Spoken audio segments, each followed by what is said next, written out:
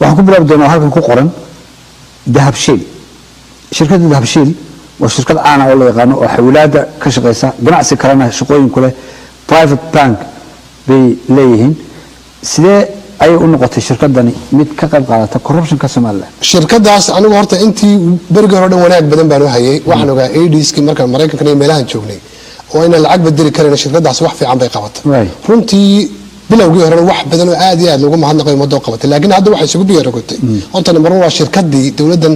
siilaayay madaxweynaha soo dhiirigelisay dhashay way waa shirkad musuqmaasuqeedu imika gaaray heer aan laba qaban karin kambaniga Somtel yado dhammaan xafiisyada dawladda isaga gariya telefoonada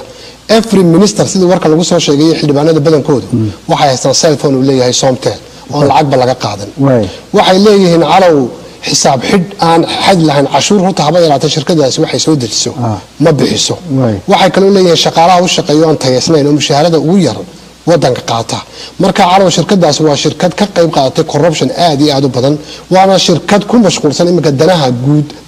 dhulka la oran jiray oo dhan inay gacanta ku dhigto marka waa shirkad aad iyo aad